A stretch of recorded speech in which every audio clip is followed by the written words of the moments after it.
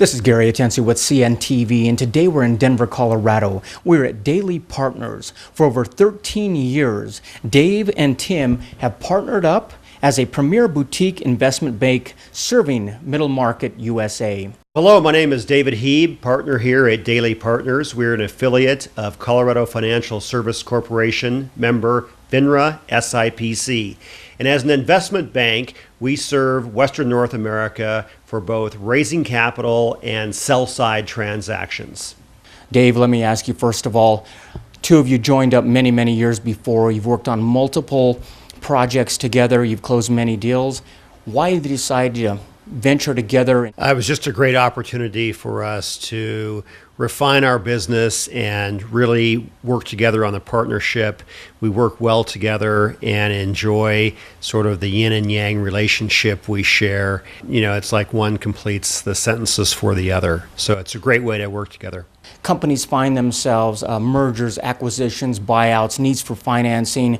Really an overwhelming time for a company. Why are many companies turning to services like yourselves to help them navigate through that? A couple really good reasons. If you've not raised capital before or sold your business, it's really like trying to do some type of legal transaction without a lawyer or some big accounting project without an accountant. We are one of the major financial service providers out there, and so you really need assistance in this from a professional. The other is what we call distribution, the ability to know, connect with, and get in front of the right investors or buyers in a sell-side advisory. And that's what we also bring to the table. A company out there finds themselves in a need for, let's say, growth funding. You really have over 1,200 sources that you're able, basically, at your disposal. What is the screening process to basically be able to present? Our database is very large, as you mentioned, 1,200. It's broken down by venture capital, private equity, strategics, and others. So for any given assignment, we'll take and start with a certain set of criteria, and each of the entries in there have multiple fields of information. So maybe sector, geography, size, and we just do a number of sorts to go through this thing and select the individual investors that are right. Then we also go out, revisit the websites, reconfirm they're active, doing the type of transaction we're looking at. In the end, we come up with a very tight list of investors or buyers that are exactly the ones we should be targeting for the assignment. Once a company is actually chosen to go out and present, are you also available for the coaching for that presentation? Yeah, I mean, the way the going out and presenting works is we run a process, and that process starts with the investor list, as we just talked about, creating a series of docs or marketing documents that we send out electronically and follow up on the phone with. But the real first connection is phone calls or meetings with our client. So they are presenting to the investor or to the buyer, and those are the first contact points that our clients have with our investors. So you guys are also able to provide them the help in getting those documents together, what they're going to be looking for, as well as you take care of the investor introduction. Yeah, so definitely investor introduction, knowing the investors, going to the right ones. We're very hands-on, so preparing the docs, it's not something that we sit back and say, do this and send it to us when it's done. We spend a lot of days and nights and weekends crafting these docs, for very investor-focused or buyer-focused docs, making sure that everything is copacetic for the assignment. And then in terms of coaching, going back to your question about that, we do spend a lot of time with those that need it. Some of our customers have spent a lot of time in front of investors, and others are brand new to it. So wherever you're at on that continuum, we go through a pitch presentation and coaching session. We do a lot of pre-can Q&A and make sure that they don't get caught in a situation where they're being asked a question and they answer it, and it really puts them in a poor light. The goal here is to create a process where basically both parties can negotiate favorable terms. That's the big one. Valuation is really what you're going after there. The way we do it is we run a competitive process. That's really one of the big things that customers look for. Why? Because I, Dave Hieb, cannot tell an investor what to pay. The CEO can't do it. The board can't do it. It's really only when you get a number of investors that are looking at an investment and they feel that if they don't write a check and write a certain size check with a certain set of terms associated with that, that they'll lose out on the opportunity. So creating competition drives valuation, and that's really getting to the deal that works. Obviously, companies going through a lot of change, be it mergers, acquisitions. Many times it's just restructuring, maybe a management buyout. Are you able to help that process as well? Sure. It's just a different variant of a transaction. I mean, we have many things that we work with, whether it's growth capital, first stage, seed capital. It could be a restructuring, a buyout. There are many different uses and types of transactions in raising capital, and that's just one of them. Regardless of the transaction you're putting together, I imagine time is always of the essence. Basically, your team has to be quick in organizing, processing, and getting through it. Yeah, we don't drive the timeline ourselves. We wish we did, but we don't. It's really the investor or the buyer, and I keep going back and forth because of the two different types of transactions we work on.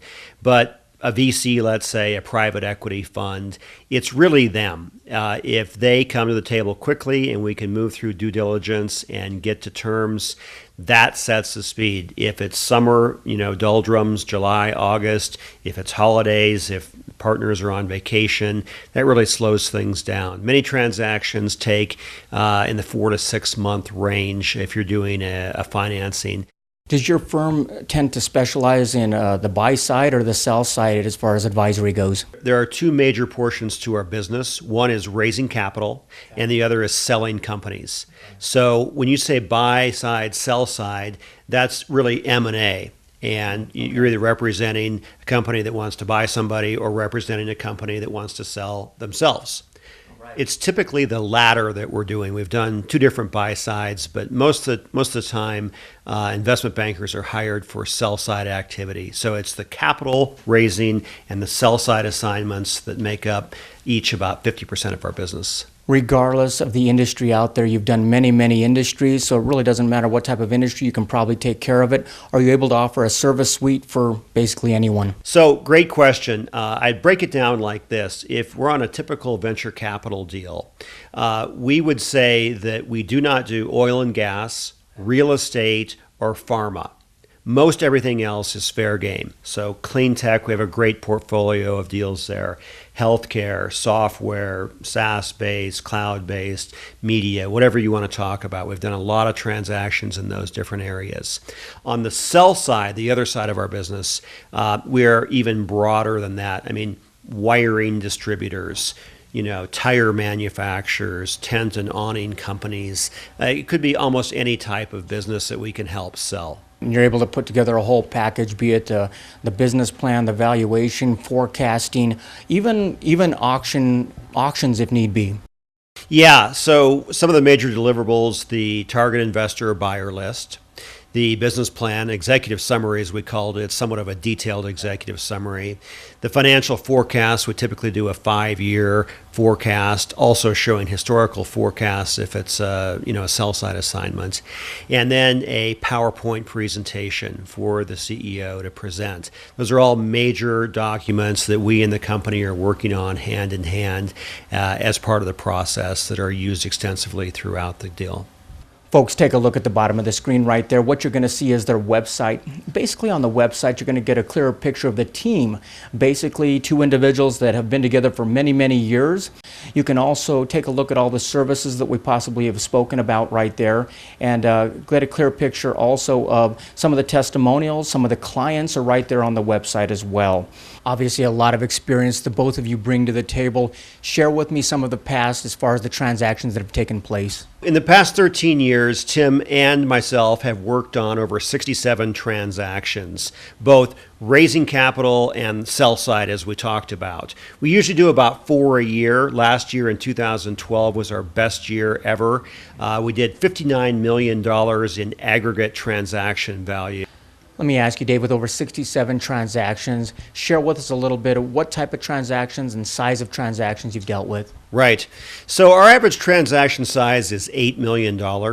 And we range from 3 on the low end up to about 30 million plus. With 4 transactions a year, you can kind of get a sense of how many we work on and the size of them. In terms of companies, looking at us as an investment banker for them, the companies that are too small are those that are raising $500,000 or $1 million of angel capital, seed capital, sometimes referred to. We don't do any of that. No high net worths or angels. It's all institutional capital. On the very high end, we would end up, bumping up against some of the bigger investment banks out there. So we end up having a very nice $3 to $30 million slice of transactions, and it's where we really dominate the market in and around this area. Owners out there are looking at different options, be it business brokers, do-it-yourself. What would you tell them? There are many ways to get transactions done. A lot of companies do it themselves. And in fact, most companies end up raising angel rounds of capital, seed capital by themselves, and totally understandable, the right way to do it.